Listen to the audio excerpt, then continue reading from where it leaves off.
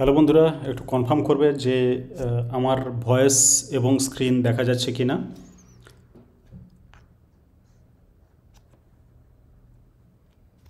যদি স্ক্রিন না দেখা যায় তাহলে সমস্যা।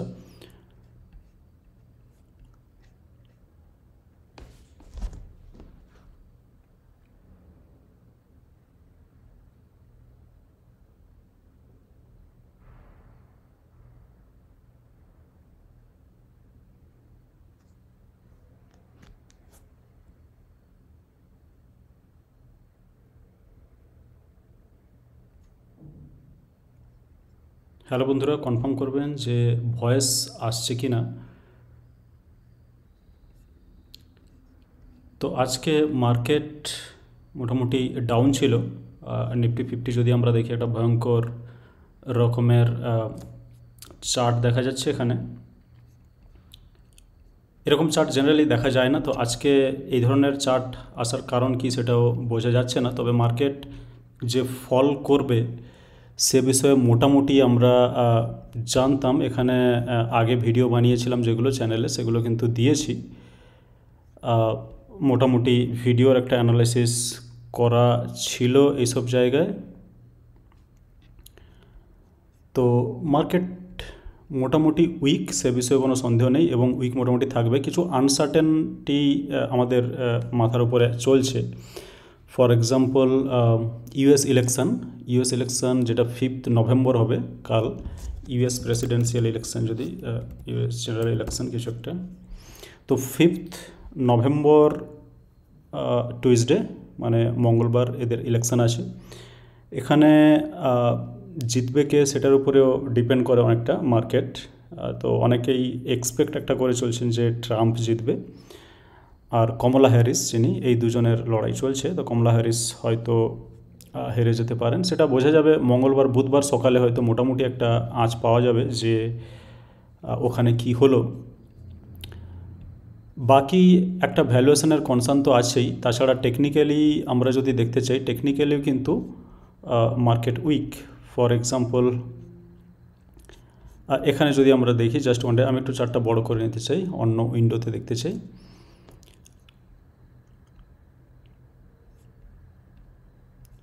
তো ডে থিমে গেলাম, ডে থিমে হয়তো বেটার বোঝা যাবে। এখানে এই ধরনের একটা টেকনিক্যাল আমরা দেখতে পাচ্ছি। তো এই টেকনিক্যাল থেকে যেটা আমরা দেখতে পাচ্ছি যে পিভট পয়েন্টস মানে এই যে ব্লু লাইনগুলো, এগুলোর মানে ওপরে কিন্তু যাচ্ছেই না বলতে চলে। এই পিভটগুলো সবসময় নিচে চলছে আপাতত বেশ কিছুদিন ধরে। আমি যদি ফর এক্সাম্পল 1 মান্থ চার্টে যাই, তাহলে 1 মান্থে কিন্তু এই ধরনের একটা চার্ট শো করছে। আরেকটা যেটা ভয়ঙ্কর জিনিস এখানে দেখার মতো, সেটা হচ্ছে এই জায়গা থেকে আমরা ফল শুরু করেছি, প্রায় 26,200 বা 26,250 মতো যেটা হাই বানিয়েছিল। তারপর থেকে একটা লাগাতার ফল আমরা এখানে দেখেছি অফকোর্স।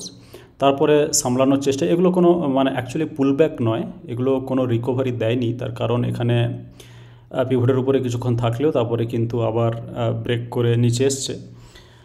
তো এইরকম জায়গায় এসে এটা হচ্ছে 200 মুভিং অ্যাভারেজ, মানে এক্সপোনেনশিয়াল মুভিং অ্যাভারেজ, যেটাকে আমরা ইএমএ বলি। তো ইএমের নিচে এসে এখানে কিন্তু ক্লোজিং দিয়েছে। আর ইএমের নিচে এসে এবং পিভটের নিচে আসা মানে সেটা কিন্তু একটা ভয়ঙ্কর জিনিস। এই জায়গাতে আমরা লক্ষ্য করতে চাই, এটা হচ্ছে 200 ডেজ ইএমএ। আর এখানে আমরা দেখতে পাচ্ছি যে এই ক্যান্ডেলগুলো প্রত্যেকটাই কিন্তু এই পিভটের নিচে। আর পিভটের নিচে থাকার দরুন সেটা কিন্তু কোনো স্ট্রেংথ পায়নি, এবং স্ট্রেংথ না পাওয়ার দরুন সেটা কিন্তু পড়তেই আছে। আজকে যে সিচুয়েশান হয়েছে আমরা যদি দেখি, এটা একেবারে নিচে, এটাকে ব্রেক করে 200 ডেজ ইএমএ ব্রেক করে কিন্তু নিচে এসছে। আমরা যদি এর আগে দেখি, এর আগেও ব্রেক করেছিল ফর এক্সাম্পল এই জায়গাতে। তো ব্রেক করা মানেই যে এটা কন্টিনিউ করবে সেটা নয়, কিন্তু এই ব্রেকটা একটু অন্য রকমের ব্রেক ছিল, আমরা যেটা জুন মাসে দেখেছিলাম। তো এই ব্রেকে অ্যাকচুয়ালি ডাইরেক্ট হিট করেছে এই ব্রেকটা। এই ক্যান্ডেলটাতে আমরা যেতে চাই, এই ক্যান্ডেলটাতে। তো এই ক্যান্ডেল আমরা বুঝতে পারছি যে এরকম জায়গায় একটা ওপেনিং হয়েছিল আর লো বানিয়েছিল এরকম একটা জায়গায়। কিন্তু ক্লোজিং যদি আমরা দেখি, এই রেড ক্যান্ডেলের মানে হচ্ছে এটাই, এইখানে ওপেন, এইখানে ক্লোজ। এই ওপেন থেকে হাই মেরেছিল, মানে যেটা আমরা ক্যান্ডেলের ইন জেনারেল যেটা থিওরি, ক্যান্ডেলের থিওরি, এইটা হাই ছিল, আর এইখানে ছিল ওপেনিং, এইখানে হয়েছে ক্লোজিং, কিন্তু লো মেরেছিল এরকম একটা জায়গা 21,300। তো ক্লিয়ারলি আমরা দেখতে পাচ্ছি যে ক্লোজিং কিন্তু দিয়েছিল ওপরেই, মানে এই 200 ডেজ ইএমের ওপরেই।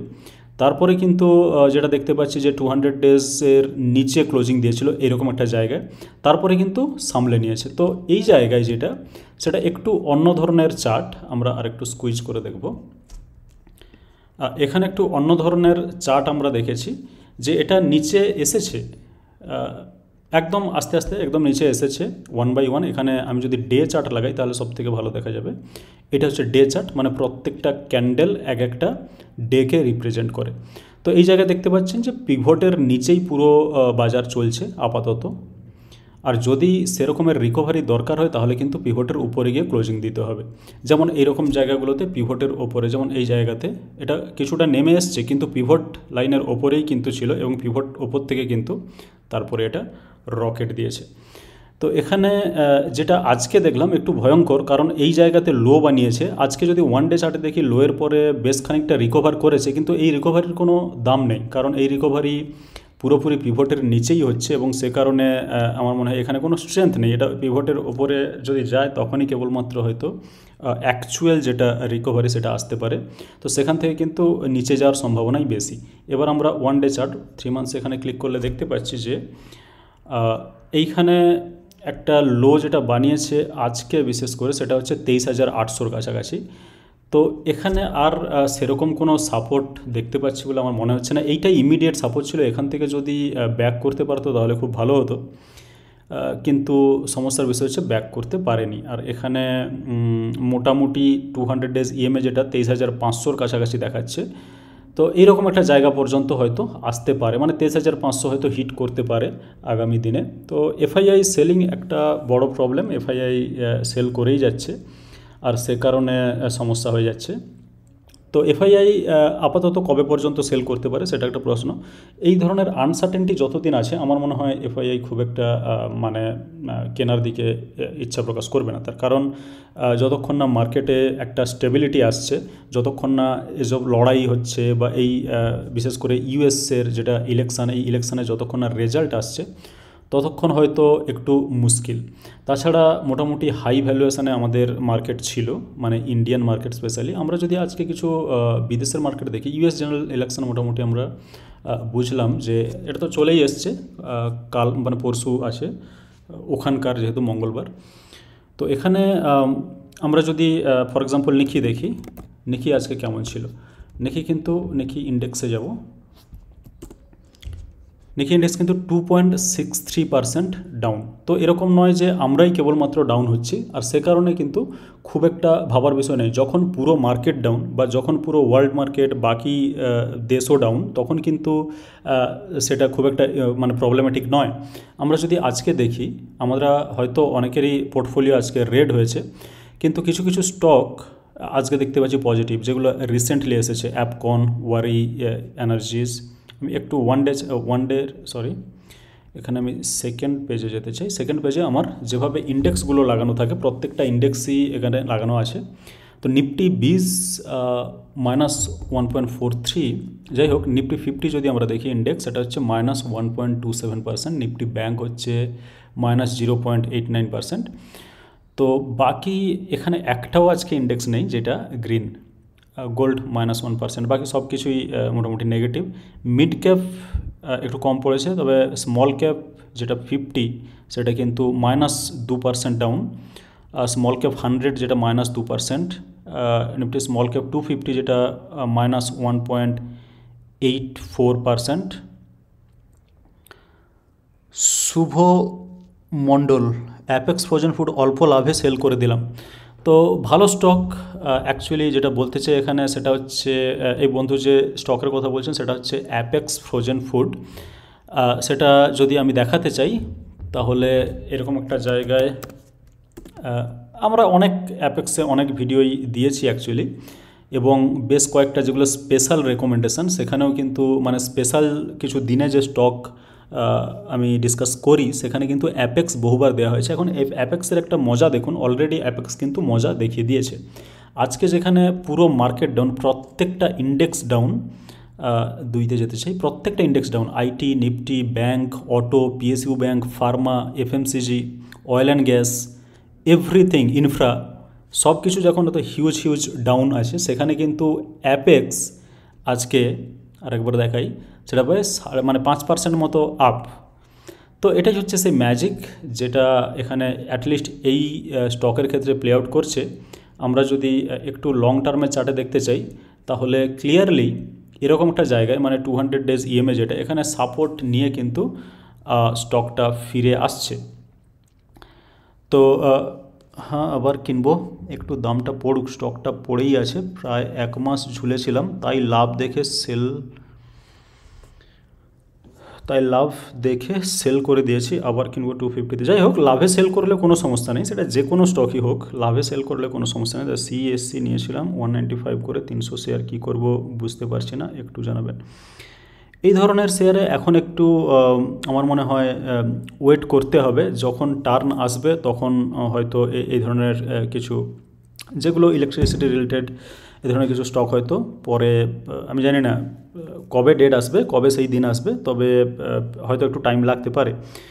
কারণ এখন যে ধরনের মার্কেটের যে মানে টেক্সচার যেটা, বা মার্কেটের টাইপ যেটা, বা মোমেন্টাম যেটা, সেটা কিন্তু একটু ডিফিকাল্ট হয়ে দাঁড়িয়েছে। তার কারণ মোটামুটি আনসার্টেনটি একটা ওয়ার্ল্ডে আছে, এবং সে কারণে এবং ফাটিয়ে চলা যেটা, মানে রেলওয়ে স্টকে আবার উঠবে। রেলওয়ে স্টকে কোনো খারাপ নেই, কিন্তু ভ্যালুয়েশান দেখতে হবে। রেলওয়ে স্টক অনেকগুলো আছে, আইআরসিটিসি শুরু করে সব কিছু, আইআরএফসি, সেখানে আমার মনে হয় ভ্যালুয়েশান অনুযায়ী দেখতে হবে। অনেক সময় ভ্যালুয়েশানের জন্য রেলওয়ে স্টক কিছু চলবে, কিছু নাও চলতে পারে। আরবিএনএল, আইওসি, এরকম, হ্যাঁ, সেটাই হচ্ছে ব্যাপার। তো এইগুলো ভ্যালুয়েশনের উপরে নির্ভর করে। যদি ভ্যালুয়েশান ঠিকঠাক থাকে, সেখানে কিন্তু আমি জানি যে অনেকেই আইআরসিটিসিতে কিন্তু ট্র্যাপ হয়েছেন। আইআরসিটিসিতে কিনে তারপরে লস হয়েছে, হয়তো মানে পরে আবার উঠলেও কিন্তু অনেকে লস কী করে, লসে ছেড়ে দেয়, ঠিক আছে। তো মার্কেট যখন ডাউন থাকে তখন একটু কিন্তু সাবধানে থাকতে হবে। সেগুলো কী ধরনের জিনিস আমাদের মাথায় রাখতে হবে, যেমন এখন মার্কেট ডাউন, আমরা জানি ওভারঅল আমরা দেখব নিফটি 50 মার্কেট এখানে ডাউন, সে বিষয়ে কোনো সন্দেহ নেই, এতটা কারেকশান হয়েছে অলরেডি। তো এই কারেকশানে কী করা উচিত বা কী করা উচিত নয়, সেই জিনিসগুলো একটু মাথায় রাখতে হবে। কারণ আমরা অনেকেই কী করি, ওকে একবার সিলেক্ট করে নিই, আমরা অনেকে কী করি যে মার্কেট যখন ডাউন তখন কিন্তু স্টক লসে হোক যাই হোক করে ছেড়ে কিন্তু চলে যায়। সেই জিনিসটা অনেক ক্ষেত্রে কিন্তু ভুল প্রমাণ হয়। তার কারণ অনেকবারই এখানে মোটামুটি মার্কেটে কারেকশান এসেছে, এটা প্রথমবার নয় বা শেষবার নয়। আমরা যদি বড় চার্টে যাই, তো এখানে প্রথম শেষ বলে কিছু হয় না, এখানে না প্রথম কারেকশান এটা, না শেষ কারেকশান এটা। এবং আমরা যদি দেখি, ফর এক্সাম্পল নিফটি 50-র কী অবস্থা হয়েছিল যখন মানে করোনা এসেছিল, করোনা যখন এসেছিল, সেই যে ফল যেটা, এইটা হচ্ছে করোনার ফল, আমরা দেখতে পাচ্ছি এইটা এখন দেখাই যাচ্ছে না প্রায়। এরকম একটা জায়গা যেটা 12,400 মতো ছিল, সেখান থেকে কিন্তু ফল করে এটা এসেছিল 7,600-তে। তো তখন সবাই, অনেকে হয়তো, আমি জানি যে অনেকে পরে এসছেন এই ফলের পরে, যাই হোক, যারা ফলের আগে থেকে আছেন মার্কেটে, তারা কিন্তু জানে যে এইটা কতটা পেনফুল ছিল। তো এখন যদি এই ফলের নিচে তো কেনা দূরের কথা, কেউ যদি এই রকম ওপরেও কিনে থাকে, মানে 12,500-তে, তারও কিন্তু টাকা ডবলেরও বেশি হয়ে গেছে কেবলমাত্র 4 বছরের মধ্যে, 4-4.5 বছরের মধ্যে। সুতরাং মার্কেটে আমার মনে হয় ফল থেকে ভয় না পেয়ে, বা ফল থেকে সেখানে ভুলভাল কিছু না করে, মার্কেটে আমার মনে হয় চুপচাপ বসে থাকা উচিত, ধৈর্য ধরে। এবার যেটা কাজ করতে হবে এই ফলের সময়, সেটা হচ্ছে আমাদেরকে লক্ষ্য করতে হবে যে আমাদের পোর্টফোলিওতে যে স্টকগুলো আছে, সেই স্টকগুলো অ্যাকচুয়ালি কতটা সলিড স্টক। যদি সেগুলো সলিড স্টক হয়, তাহলে কিন্তু আমার মনে হয় না সে ধরনের কোনো অসুবিধা থাকা উচিত বলে, ঠিক আছে। কারণ মার্কেটের একটা নিয়ম যেটা উপর নিচে হবে, সে বিষয়ে কোনো সন্দেহ নেই। তো এটা হচ্ছে ব্যাপার।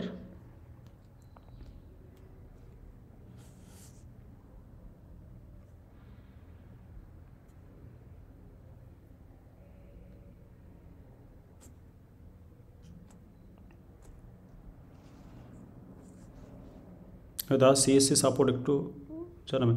সিএসসি সেটাই বললাম যে সিএসসি অ্যাকচুয়ালি ভ্যালু স্টক, মানে এর মধ্যে ভ্যালু আছে। আমরা যদি একটু এখানে যাই,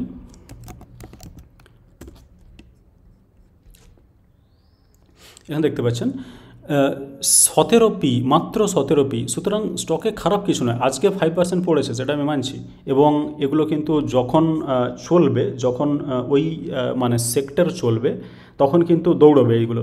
এবার কি এতে ভ্যালু নেই সেটা কিন্তু নয়, ঠিক আছে। ভ্যালু এখানে অবশ্যই আছে সিএসসি স্টকে, এবং ফাইন্যান্সিয়ালও ঠিক আছে। সেটা সবথেকে বড় মানে ইম্পর্ট্যান্ট ব্যাপার, যে ফাইন্যান্সিয়ালও ঠিক আছে, ভ্যালুও ঠিক আছে। সে কারণে এই ধরনের স্টক আমার মনে হয় ইভেনচুয়ালি, যেটা আমরা ইভেনচুয়ালি যেভাবে বলি, সেটা কিন্তু আমার মনে হয় ঠিকঠাকই। এখানে আমরা যদি একটু চার্ট দেখতে চাই, আমি সিএসসি যাচ্ছি, সিএসসিতে দেখার চেষ্টা করছি যে এক্স্যাক্টলি টেকনিক্যালি কী সিচুয়েশানে আছে। এরকম একটা টেকনিক্যাল। এবার সিএসসি কী হয়েছে, প্রচণ্ড দৌড়েছে, প্রচুর পরিমাণে দৌড়েছে। এখানে কততে কেনা আছে,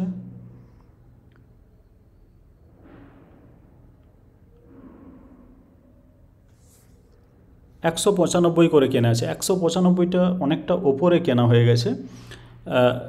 এরকম জায়গায় কেনা মানে 200-র কাছাকাছি, মানে একদম ওপরে কেনা হয়ে গেছে আর কি।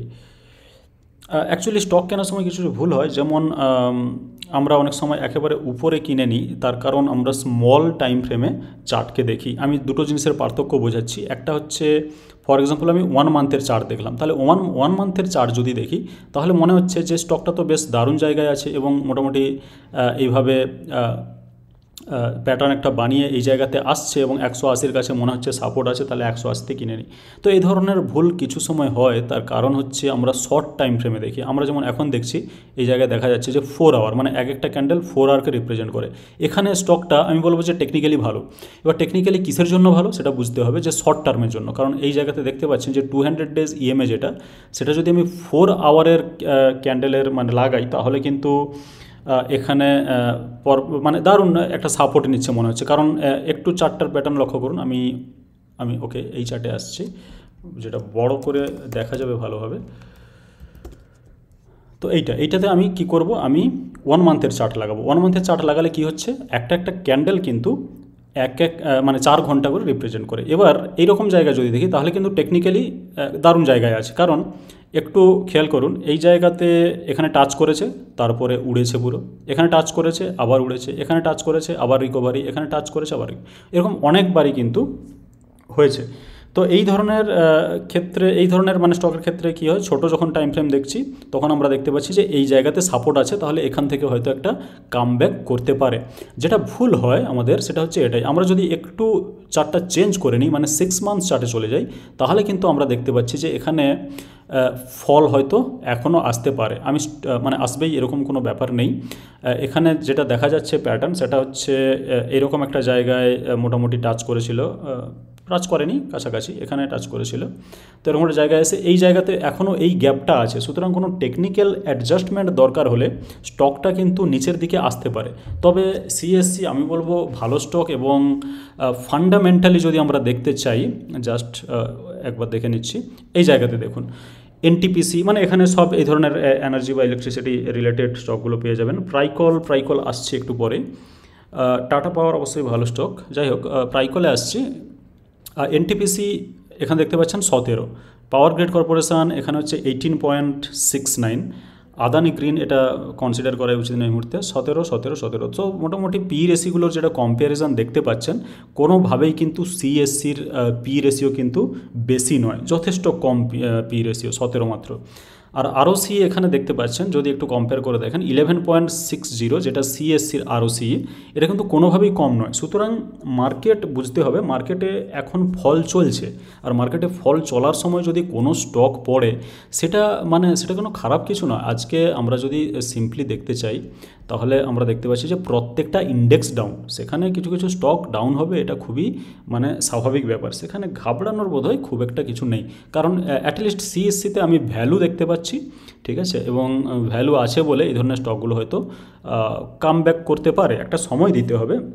অ্যাকচুয়ালি সমস্যাটা কী হয়েছে, লাস্ট 4 বছর ধরে যেভাবে মার্কেটে রিটার্ন এসছে, আমাদের অনেক সময় কী হয়, সেইটা মাথায় ঘুরতে থাকে। তো সেই অনুযায়ী আমরা অনেক সময় এক্সপেক্ট করতে থাকি যে এত তো এভাবে দৌড়চ্ছিল, এখন কেন দৌড়চ্ছে না। মার্কেটের কিন্তু খারাপ সময় দেখতে হবে, এছাড়া কিছু করার নেই।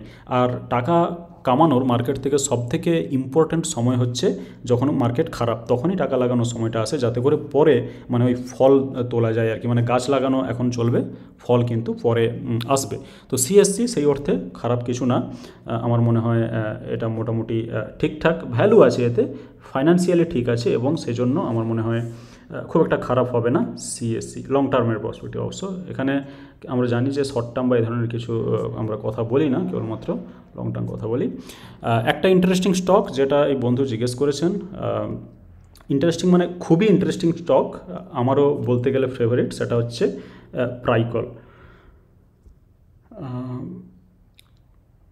প্রাইকল 50,000 টাকা, মানে 50,000 টাকা ইনভেস্ট করা আছে, তাই তো?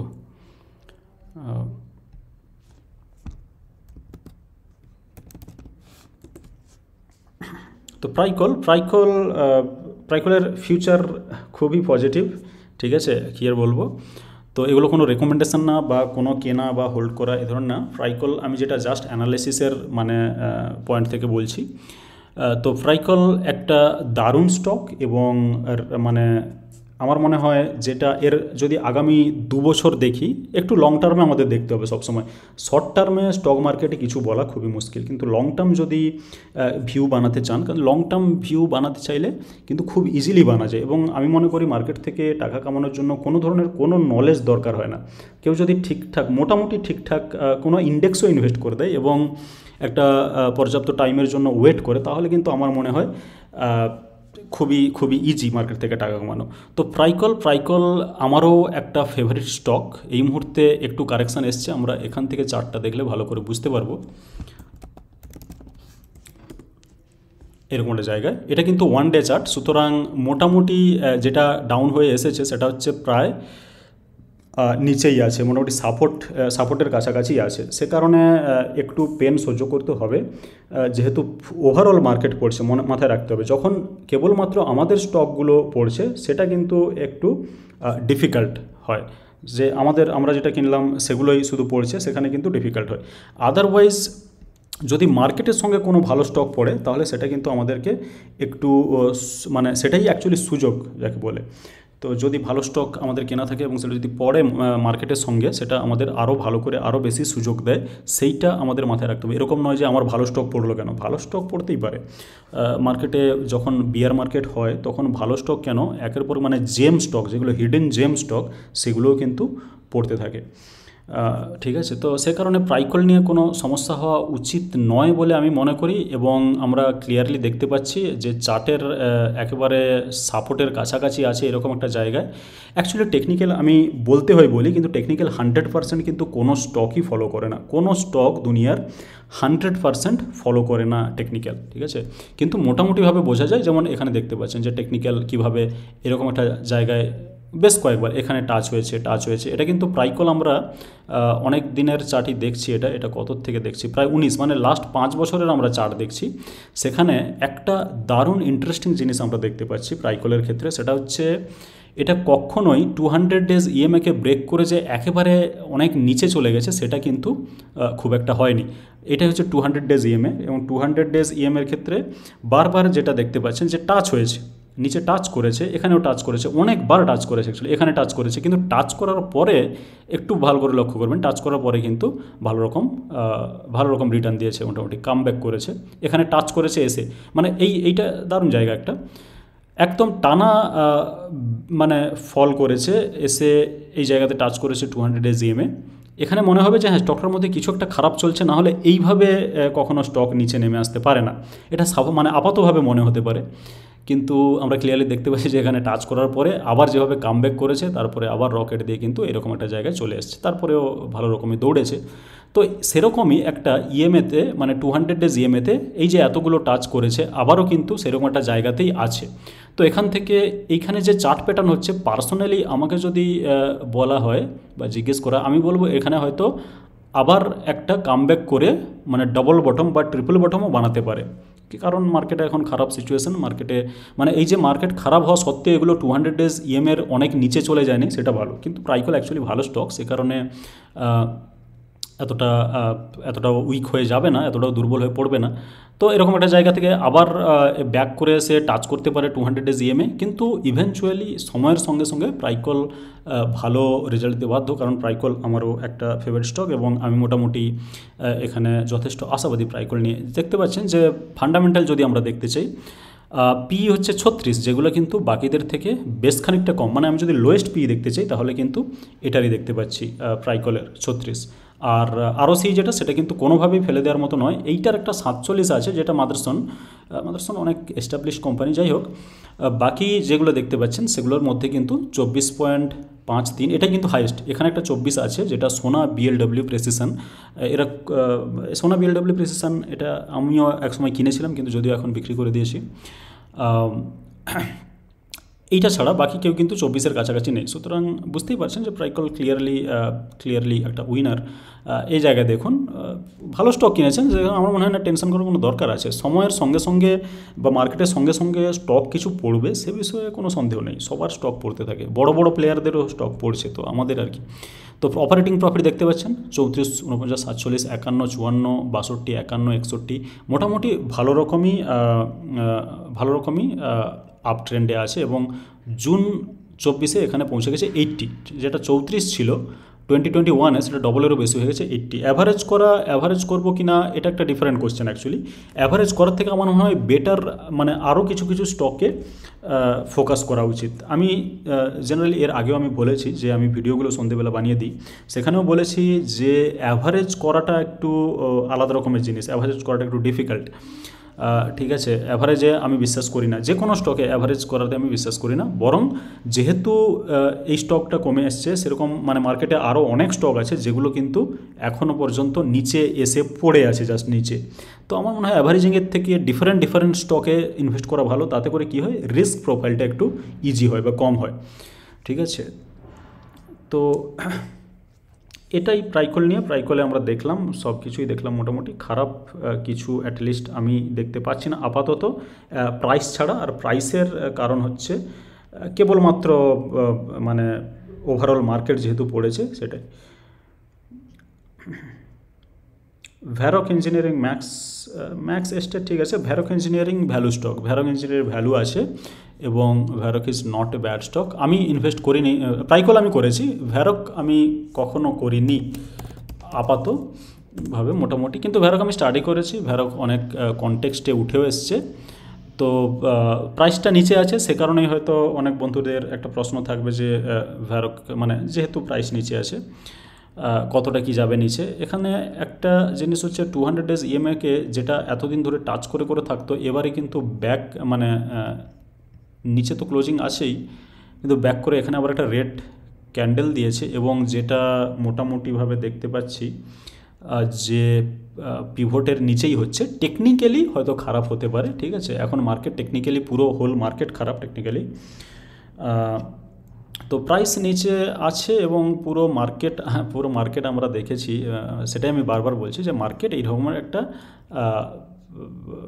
ডাউন ছিল। এটা ডেটটা ছিল 27 সেপ্টেম্বর। 27 সেপ্টেম্বরের পর থেকে আমরা এখন দেখতে পাচ্ছি যে এরকম একটা মার্কেট পুরো ব্যাক করে এসছে। তো সে কারণে স্টক নিচে থাকবে, সেটা স্বাভাবিক। আর স্টক সবসময় ওপরের দিকে যেতে পারে না। NHPC, IRFC, RVNL FII buy করা শুরু করেছে, তাহলে এগুলো কি উঠবে? এফআইআই বাই করাতে যেতে গেলে অনেক বড় থিওরি আসবে, সেগুলো এইভাবে ডিসকাস করা বোধহয় মুশকিল। এফআইআই বাই করেছে এবং স্টক নিচে চলে গেছে, এরকম অনেক উদাহরণ আছে। এফআইআই বাই করা শুরু করেছে, আমার মনে হয় পার্টিকুলার কিছু স্টকে যদি এফআইআই বাই করে থাকে এবং ডিআইআইও যদি বাই করে থাকে, তাহলে দেখা যেতে পারে। কিন্তু আলটিমেটলি যেটা ম্যাটার করে সেটা হচ্ছে স্টকের মধ্যে ভ্যালু আছে কিনা।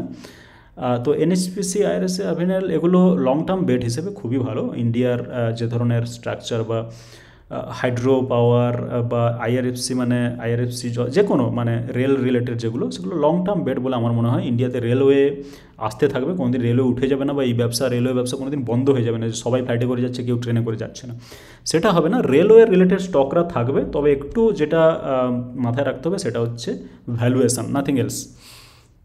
তো যাই হোক, ভ্যারক যদি আমরা এখানে দেখতে চাই, ভ্যারক হচ্ছে 15p-তে এই মুহূর্তে বিক্রি হচ্ছে 15.1। তো সে কারণে ভ্যারকের মধ্যে ভ্যালু আছে, আমি ফার্স্ট অফ অল বলে দিচ্ছি।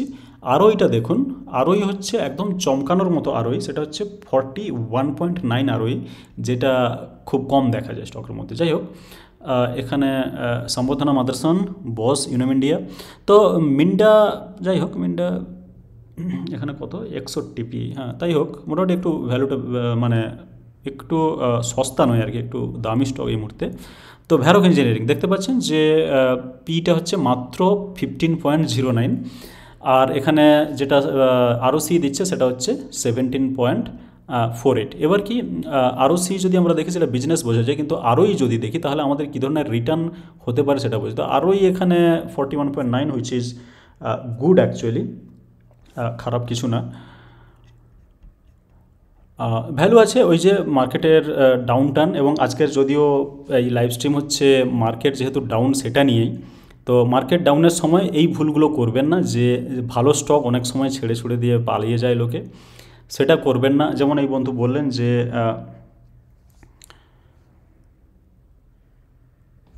15K-এর মতো টাকা স্টক নেওয়া যেতে পারে। কী স্টক নেওয়া যেতে পারে? হ্যাঁ, বন্ধন ব্যাংক মেঝেতে পড়ে আছে, একদম ঠিক, বন্ধন ব্যাংক মেঝেতে পড়ে আছে। 1 ইয়ারের মধ্যে ভালো, এই জায়গাটাতে আমার একটু দেখতে সমস্যা হচ্ছে, ভালো বাড়তে পারে। এবার প্রশ্ন হচ্ছে 1 ইয়ারের মধ্যে কেন চাই? বন্ধন ব্যাংক অবশ্যই ঠিক যে মেঝেতে পড়ে আছে, এবং বন্ধন ব্যাংকের যে ধরনের পারফরমেন্স ঠিকঠাকই আছে, তো সে কারণে এর নিচে পড়ে থাকা উচিত নয়। সেই জন্য বন্ধন ব্যাংক একটা, আমি বলবো, আন্ডার ভ্যালুড স্টক। তবে 1 বছরের মধ্যে কোনো কিছু রিটার্ন দেবে কিনা সেটা কিন্তু, আন্ডার ভ্যালু স্টক হলেই যে 1 বছরের মধ্যে রিটার্ন দেবে সেটার কোনো মানে নেই। সেই জন্য 1 বছরের টার্গেট না রেখে হয়তো 1 থেকে 3 বছর হলে ভালো হয়। সাইজিলিটি ইন্ডিয়া আইপিও, সাইজিলিটির ভিডিও আসতে পারে আজকে সন্ধ্যেতে দেখছি। তো সাইজিলিটিতে খুব একটা লিস্টিং গেন হবে বলে মনে হয় না, তবে সাইজিলিটি হচ্ছে actually futuristic stock, health care সেক্টরের সঙ্গে জড়িত, এবং সে কারণে হেলথ কেয়ার সেক্টর কোনোদিন বন্ধ হওয়ার নয়, এবং ইন্ডিয়াতে এত পপুলেশন, হেলথ কেয়ারও সেইভাবে নিডেড। আর আমাদের এখানকার হেলথ কেয়ার অ্যাকচুয়ালি খুব একটা যে স্ট্রং হেলথ কেয়ার সিস্টেম সেটা কিন্তু না। সুতরাং হেলথ কেয়ারে ফোকাস করা ভালো, লং টার্মের জন্য আমার মনে হয় হেলথ কেয়ার ভালো হবে। তো সাইজিলিটি সেই ধরনেরই সেক্টরের সঙ্গে যুক্ত, হেলথ কেয়ার সেক্টরের সঙ্গে যুক্ত। সাইজিলিটির আমরা যদি এখানে জিএমপিটা দেখি, আমি দেখেছিলাম যে সাইজিলিটির জিএমপি খুব একটা ভালো নয়, সেই জন্য লং টার্ম হিসেবে হয়তো ঠিক আছে, কিন্তু বাকি আমার মনে হয় যদি আমরা জাস্ট মানে আইপিও থেকে লিস্টিং গেনের জন্য চাই, তাহলে হয়তো খুব একটা অ্যাট্রাকটিভ কিছু নয় সাইজিলিটি। আমরা দেখতে পাচ্ছি যে এখানে জিএমপি যেটা 3 তারিখ, যেটা 3 টাকা ছিল, যেটা 10%, সেটা কিন্তু 4 তারিখ নেমে আবার কিন্তু 0 হয়ে গেছে।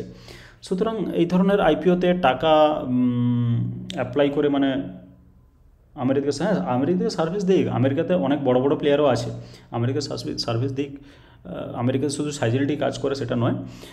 তো একটা জিনিস বেশিরভাগ ভাবতে হবে যে সব কিছুই, অনেক কোম্পানি আছে আমেরিকাতে সার্ভিস দেয়, কিন্তু পারফরমেন্সটাই অ্যাকচুয়ালি বড় কথা। আমেরিকাতেও অনেক আছে ব্যাংকরাপ্ট কোম্পানি, এবং যেমন কিছু ক্রাইসিস যেগুলো হয়েছিল, সেগুলো আমেরিকারই কোনো ব্যাংকরাপ্ট হওয়ার জন্য আগে, মানে ইকোনমিক্যাল ক্রাইসিস বা ফাইন্যান্সিয়াল ক্রাইসিস এসেছে, তো সেগুলোরও কারণ কিন্তু আমেরিকা, মাথায় রাখতে হবে। তো যাই হোক, হেলথ সেক্টরের এই সাইজিলিটি খুব একটা খারাপ না, আমার মনে হয় লং টার্মের জন্য ভালো হবে এই ধরনের স্টকগুলো। শর্ট টার্মে বা লিস্টিং গেনের জন্য খুব একটা ইম্পর্টেন্ট হবে কি? যাই হোক, এটা একটা যথেষ্ট ভালো প্রশ্ন, মানে ভালো একটা টপিক। তার কারণ আমরা যেটা একটা রিসেন্ট যে ট্রেন্ড দেখতে পাচ্ছি, ট্রেন্ডটা এরকম যে আইপিও কিছু লিস্টিং করার পরে প্রথম কয়েকদিন ঠিকঠাক থাকছে, তারপরে কিন্তু একদম চরম লাফাচ্ছে আর কি। যেমন একটা হচ্ছে ওয়ারি এনার্জি। তো ওয়ারি এনার্জি এরকম জায়গায় একটা লিস্টিং হয়েছিল, এরকম একটা জায়গায় লিস্টিং হয়েছিল, সেই লিস্টিংয়ের পরে কিছুটা নিচে নেমে এলেও তারপরে কিন্তু আমি প্রায় ওই 2400-র কাছাকাছি একটা বিক্রি করে দিয়েছি, 2400 বা 2500 এরকম একটা জায়গায়। তো সেখান থেকে কিন্তু ভালো রকমই প্রফিট দিয়েছে, এখানে 3000 কিন্তু আজকে টাচ করে ফেলেছে। তো 3000 মতো আমরা যেটা এক্সপেক্ট করেছিলাম, হয়তো বন্ধুদের মনে থাকবে যে 3000 আমরা এক্সপেক্ট করেছিলাম কোথায়, সেটা হচ্ছে আমি জানি না আমার স্ক্রিন দেখা যাচ্ছে কি না, যাই হোক। তো এখানে ওয়ারি এনার্জি আমরা এক্সপেক্ট করেছিলাম যে এটা লিস্টিংয়ে ডবল দেবে, যাই হোক লিস্টিংয়ে ডবল দিতে পারেনি, কিন্তু ফাইনালি এটা কিন্তু ডবল করে দিয়েছে। তো সেটা একটা বেশ মজার, প্রায় এখানে ওপরে উঠে এসে 3000 টার্গেট দিয়েছে, মানে 1503 টাকা ইস্যু প্রাইস ছিল, এবং সে কারণে স্টক মোটামুটি ডবল করে দিয়েছে, লিস্টিংয়ে ডবল না হলে পরে ডবল করে দিয়েছে। তবে আরও কিছু এখানে আইপিও, যেমন আমি যদি বাজাজ হাউসিং ফাইন্যান্স ধরি, বাজাজ হাউসিং ফাইন্যান্স এই জায়গাতে এটাকে লাগিয়েও নিতে পারি। তো বাজাজ হাউসিং ফাইন্যান্সে আমরা কি দেখেছি, বাজাজ হাউসিং ফাইন্যান্স প্রথমে যেদিন লিস্ট হয় সেটা প্রায় 160 পর্যন্ত গেছিলো, আমি জাস্ট 3 মান্থসের একটা দিতে চাই, এরকম একটা জায়গায় লিস্টিং হয়েছিল। তো সেখানে 160 টাকা মতো এরকম একটা জায়গায় কিছু বিক্রি করেছি। তারপরে হঠাৎ কি দেখা গেল, হঠাৎ করে আপার সার্কিট, তো আপার সার্কিট দিয়েছিল এরকম একটা জায়গায়। আপার সার্কিট দেওয়ার পরে অনেকে ভেবেছিল যে এটা মানে লিস্টিং হলো, তারপরে আপার সার্কিট দিচ্ছে, মনে হচ্ছিল এটা খুব দৌড়বে। তারপরে কি দেখা গেল, পুরোপুরি কামব্যাক এবং একেবারে উইক হয়ে এরকম একটা জায়গায় তো ফিরে এলো। আজকে সেটা কিন্তু পাওয়া যাচ্ছে 135 টাকায়। সুতরাং এই ধরনের কেসগুলো মাথায় রাখতে হবে যে কিছু কিছু আইপিও কিন্তু লিস্টিং হওয়ার পরে রকেট দিচ্ছে, কিন্তু তারপরে উল্টে আবার ফেঁসে যাচ্ছে। আমরা শুধু বাজাজ হাউসিং ফাইন্যান্স নয়, ফর এক্সাম্পল আমি যদি ওলা ইলেকট্রিক দেখি, ওলা ইলেকট্রিকেও একই ধরনের সিচুয়েশান আমরা দেখতে পাবো। ফর এক্সাম্পল এইটা হচ্ছে ওলা ইলেকট্রিক। তো কী হলো, প্রথমে এই জায়গায় লিস্টিং দিল, লিস্টিংয়ের পরে দারুণ রকমের পজিটিভ, ওলা ইলেকট্রিক একেবারে ছাপিয়ে গেল এরকম একটা জায়গায়, প্রায় ডবল হয়ে গেছিলো অ্যাকচুয়ালি। এই জায়গায় হাই বানিয়েছে, সেটা 157, আর যেটা হয়তো লিস্টিংয়ের দিন 80 টাকায় বিক্রি হয়েছে। তো সেটা প্রায় ডবল হয়ে গেছিলো। ডবল হওয়ার পরে অনেকেই অ্যাকচুয়ালি এই জায়গাতে ট্র্যাপ হয়েছে, সেটা আমি জানি। তো ওলা ইলেকট্রিক নিয়ে একটা বলার যে আমি কিন্তু ওইভাবে ওলা ইলেকট্রিকে যে অ্যাপ্লাই করতে হবে এরকম কিছু ভিডিওতে বলিনি, বা আমি নিজেই অ্যাভয়েড করেছিলাম। যাই হোক, সেটা এরকম একটা জায়গায় এসেছে এবং সবাই মোটামুটি ঝাঁপিয়ে পড়েছে এরকম একটা জায়গায়। এই জায়গাটায় ভলিউম দেখতে পাচ্ছেন, যথেষ্ট ভলিউম, ভালো রকম ট্রেড হয়েছে। তো তারপরে কি হলো, তারপরে কিন্তু যা নিচে আসতে শুরু করলো ওলা ইলেকট্রিক, আবার ফিরে এখানে 80-তে দাঁড়িয়ে গেছে। সুতরাং এই ধরনের ট্র্যাপ হওয়ার চান্স থাকে যেগুলোতে, যেমন অ্যাপকনস যদি আমরা দেখি, অ্যাপকনস এটা তো লিস্টিং জাস্ট সবে হলো এমন জায়গা। তো অ্যাপকনস প্রথমেও লিস্টিংয়ের সময় একই, প্রায় আমি 5 দিনের চার্ট দেখছি যাতে করে, ওকে 1 দিনেরই দেখি। তো এইটা হচ্ছে অ্যাপকন। তো অ্যাপকন দেখতে পাচ্ছেন যে লিস্ট সেরকম ভালো জায়গায় হয়নি। সুতরাং যারা লিস্টিং গেনের জন্য অ্যাপ্লাই করেন তাদের কিন্তু লিস্টিং গেন খুব একটা ভালো হয়নি। তারপরে কিন্তু ফাটিয়ে উঠে গেছে একেবারে 472 পর্যন্ত, যেখানে অনেক কমে লিস্টিং হয়েছিল। তো এই ধরনের কিছু স্টক যেগুলো আইপিওর পরে লিস্টিংয়ের পরে ভালো রকম মোমেন্টাম দেখায়, কিন্তু তারপরে অনেককে ট্র্যাপ করে নেয় অ্যাকচুয়ালি। একটা ভালো স্টক আলোচনা করেন, 200 ইএমএতে ট্রেড করছে, ফান্ডামেন্টাল টেকনিক্যাল ভালো জায়গাতে আছে। আমার চ্যানেলে অনেকগুলো স্টকেরই ভিডিও আছে অ্যাকচুয়ালি।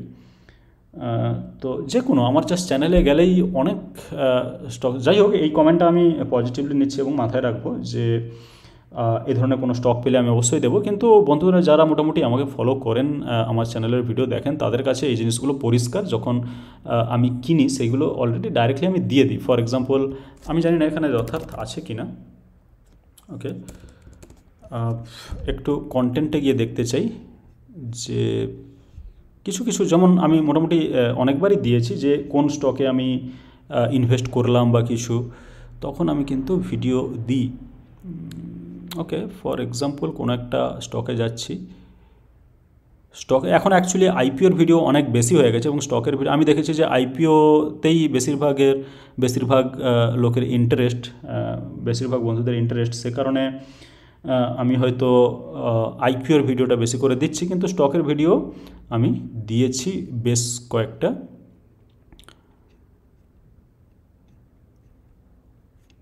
একটু ব্যাকে যাওয়া যাক, কারণ আমি দিয়েছি আমার মনে আছে।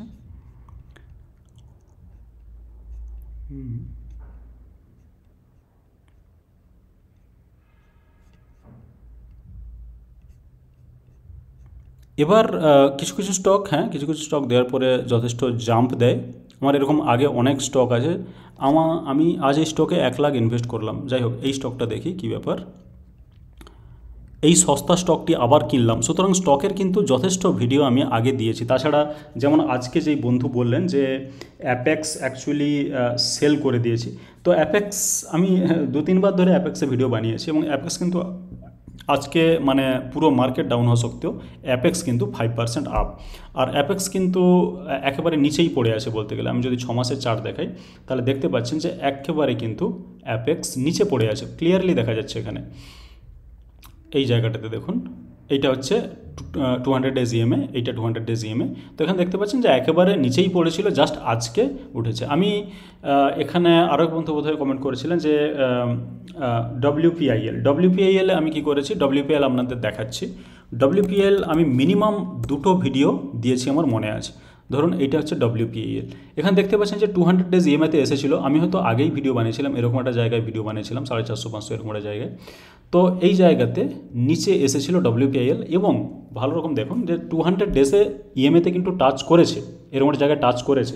তো এই জায়গায় যদি কেউ কিনতো, এটা ছিল 400 টাকা প্রাইস এবং সেখান থেকে 400 টাকা থেকে কাছাকাছি 600 মানে 590 যেতে বেশি দিন লাগায়নি। এটা কিন্তু জাস্ট 1 2 3 4 5 5 দিনে এটা 50% রিটার্ন দিয়েছে। সুতরাং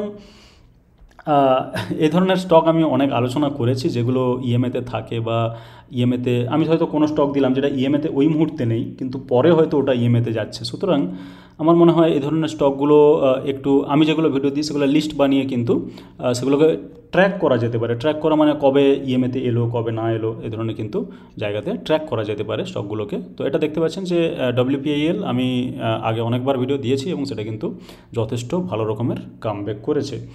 ওকে, ফর এক্সাম্পল এই ভিডিওতে আমরা কি দিয়েছিলাম সেটা যদি দেখি, আমি নিজেও জানি না, ভুলে গেছি। আজ এই স্টকে 1 লাখ ইনভেস্ট করলাম, এটা কোন স্টক ছিল সেটা দেখার জন্য আমরা হয়তো একটু হ্যালো বন্ধুরা, রোজকার মতো আবার কোন স্টক সেটা কিন্তু আমরা হয়তো দেখতে পাবো। টেনেই একটু দেখছি যে স্মল ক্যাপ, এখানে দেখতে পাচ্ছেন যথার্থ, ঠিক আছে। তো এখানে লুকানোর কিছু নেই, যথার্থে আমি ভিডিও বানিয়েছি। যথার্থ অ্যাফেক্স নেল এসটিবিএল, ওকে। এছাড়া এর মধ্যে অনেকগুলো স্টক আছে যেগুলো কিন্তু আমি বিক্রি করে আবার বেরিয়েও গেছি কিছু প্রফিট নিয়ে, যেগুলো হয়তো ঠিকঠাক প্রফিট ছিল সেটা হয়তো আমি নিয়ে অনেক সময় বেরিয়েও গেছি। তো যথার্থ একটা স্টক যেটা আমি ভিডিও বানিয়েছি, আমি দেখালামও। আমি যথার্থে যেতে চাই। যথার্থ কিন্তু একটা যথেষ্ট ভালো স্টক এবং এটা হচ্ছে অ্যাকচুয়ালি হসপিটাল স্টক। তো এই স্টকে আমি আগে ভিডিও বানিয়েছি। এই জায়গাতে দেখতে পাচ্ছেন যে যথার্থ আজকে কোথায় চূড়ায় পৌঁছে গেছে, প্রায় 700 ছুঁতে চলেছে। আমি যখন ভিডিও বানিয়েছিলাম তখন বোধহয় জাস্ট 1 সেকেন্ড যখন ভিডিও বানাই তখন প্রাইসটা কতটা ছিল সেটা একটু দেখে নিতে চাই। এই জায়গায় দেখতে পাচ্ছেন, এই দেখা, ঠিক আছে, আমি আরেকটু ভালো করেই দেখাচ্ছি। এই যে ডব্লিউপিআইএলও দেখতে পাচ্ছেন 468 টাকা, 468 টাকা যখন আমি ভিডিও বানিয়েছিলাম ডব্লিউপিআইএল, আজকে সেটা কিন্তু 600-র কাছাকাছি অলরেডি পৌঁছে গিয়েছে, মানে নিচে আসার পরে পৌঁছেছে। তো নিচে আসার আগে কিনলে হয়তো একটু কম প্রফিট হবে, কিন্তু নিচে আসার পরে যারা কিনেছেন তাদের অনেক প্রফিট। যথার্থ এখানে দেখতে পাচ্ছেন 476 টাকা। আমি আরেকবার এই জায়গাতে এসেই একেবারে দেখাচ্ছি। এই যে যথার্থ কত দেখা যাচ্ছে, 200 ডেজ কিন্তু ইএমএর কাছাকাছি ছিল। তো যথার্থ যখন 200 ডেজ ইএমএর কাছাকাছি ছিল সেখানে 475 টাকা ছিল প্রাইস। 475 টাকা থেকে 475 টাকা আমি 500 ধরছি, কারণ এখানে যদি আমি 500 ধরি তাহলে যথার্থ আজকে দেখতে চাই কত, 678, মোটামুটি কাছাকাছি 700 চলে গেছে। আমি যদি 500 ধরি, 500 থেকে 700 মানে প্রায় 40%-এর প্রফিট। এর থেকে ভালো প্রফিট আর কি হতে পারে আমার জানা নেই। নিফটি 18,000 চলে যাবে। অনেক ইউটিউবার বলছে, ইউটিউবে অ্যাকচুয়ালি সব ধরনের ভিডিও আছে, এরকমও ভিডিও আছে লোকে যথার্থকে খারাপ বলেছে। আমি যখন দিয়েছিলাম 478 টাকা ছিল, সেটা এখন 700 হয়ে গেছে। তো ইউটিউবে যত ধরনের পসিবিলিটি থাকতে পারে সব রকমেরই কিন্তু ভিডিও থাকে। তাহলে তো পোর্টফোলিও 60% ডাউন হয়ে যাবে, 60% ডাউন। ওকে, 18,000 থেকে 20,000। দেখুন মার্কেটের মুভমেন্ট প্রেডিক্ট করা নেক্সট টু ইম্পসিবল। আমি যদি এখানে নিফটি 50 দেখি, 18,000 বা 20,000 যেটা বলা হচ্ছে সেটা হচ্ছে এরকম জায়গায়। 20,000 যাওয়া ইজ ভেরি ভেরি ডিফিকাল্ট। মানে যদি কোনো আনসার্টেনটি কিছু আসে, যেমন আমরা যখন করোনা আসে আমরা কিন্তু জানতাম না যে এরকম কি হতে পারে। আমরা কেন, কেউই জানতো না, লাস্ট 100 বছরে এরকম কিছু আসেনি। সুতরাং যদি সেরকম কিছু আনসার্টেন কিছু আসে যেটা আমরা কেউই দেখিনি, কোনো যুদ্ধ বেঁধে গেল, সেটা আলাদা রকমের ব্যাপার। কিন্তু আপাততভাবে জাস্ট 18,000 থেকে 20,000, 18,000 মানে আরও নিচে, এটা আমার মনে হচ্ছে না পসিবল বলে। তো 20,000ও ইভেন নট পসিবল। যেটা খুব চরম রকমের সাপোর্ট আছে সেটা হচ্ছে এই 22,500। সেটা আমার মনে হয় সব থেকে ভ্যালিড একটা সাপোর্ট হতে পারে 22,500। তো নাও আসতে পারে। অনেকগুলো ব্যাপার অ্যাকচুয়ালি আছে, যেমন ফেড মিটিং আছে। ফেড মিটিং সম্ভবত 7 আর 8 নভেম্বর এরকম একটা সময় আছে। আমি জাস্ট যদি 1 মিনিট দেখে নিতে চাই, ফেড মিটিং নভেম্বর 7 বা 8 এরকম সময় থাকা উচিত। ওকে, নভেম্বর 6 to 7, ঠিক আছে, এই জায়গায় দেখা যাচ্ছে। তো সেজন্য ফেড মিটিং একটা আনসার্টেন ব্যাপার। যে কি করবে জেরোম পাওয়েল সেটা কিন্তু সবারই অজানা, ঠিক আছে। তো সে কারণে আমার মনে হয় একটু থেমে চলা উচিত, যে প্রথমেই এই মুহূর্তে প্রেডিক্ট করা একটু অসম্ভব। আর বাকি যেটা সেটা হচ্ছে ইউএস ইলেকশানে কি হতে পারে সেটা অনেকে হয়তো মোটামুটি একটা মেনে চলছে যে ট্রাম্প জিতবে, কিন্তু সেখানে শিওর করে তো ভোটের রেজাল্ট কিছু বলা যায় না। আমরা অনেক সময় 400 পারও শুনেছি, কিন্তু 400 পার জায়গায় 300 পার নাও হতে পারে। তো সে কারণে ইলেকশানে কী রেজাল্ট আসবে সেটা যদি কোনো একেবারে ঝটকা দেওয়ার মতো রেজাল্ট আসে তখন হয়তো একটু ডিফিকাল্ট হতে পারে সিচুয়েশান। তো সে কারণে আমার মনে হয় একটু এই ধরনের প্রেডিক্ট করার থেকে আমার মনে হয় ভালো স্টক কিনে চুপচাপ বসে থাকা উচিত। একটু আগেই বললাম যেটা, যে নিফটি 50 কিন্তু যেটা ডাউন হয়েছিল 2020 সালে করোনার সময়, সেখানে কিন্তু প্রায় 40% মতো মার্কেট ডাউন হয়ে গেছিলো। তো তারপরেও কিন্তু আমরা জানি যে কিভাবে আমরা কামব্যাক করেছি। তো সে কারণে আমার মনে হয় এটা খুব একটা মাথা খাটিয়ে লাভ নেই যে মার্কেট কতদূর পর্যন্ত আসতে পারে। তবে 18,000 থেকে 20,000 মার্কেটের হয়ে যাওয়া আমার মনে হয় সম্ভব নয়। 18,000 থেকে 20,000 সম্ভব নয়। যাই হোক, সেটা হয়তো 24,000 এখন আছে, 24,000-এর জায়গা সেটা হয়তো 22,000 হতে পারে, এরকম একটা জায়গা, বা 22,500। 18,000 নো ওয়ে। তো এটাই হচ্ছে বলার এই বিষয়ে। তবে এই মার্কেট যখন ডাউন, তখন আমাদের কি করা উচিত অ্যাকচুয়ালি আইডিয়ালি? আমাদের যেটা করা উচিত মার্কেট ডাউনের সময় সেটা হচ্ছে কিছু ভালো ভালো স্টক। আমরা অনেক সময় স্মল ক্যাপ মিড ক্যাপ কিনি। স্মল ক্যাপ মিড ক্যাপ আমরা যদি ছেড়েও দিই, এগুলো তো ফল হয়েছে, সে বিষয়ে কোনো সন্দেহ নেই, কিন্তু স্মল ক্যাপ মিড ক্যাপ যদি আমরা ছেড়েও দিই, এরকম অনেক লার্জ ক্যাপ আছে যেগুলো কিন্তু নিচে আছে। ফর এক্সাম্পল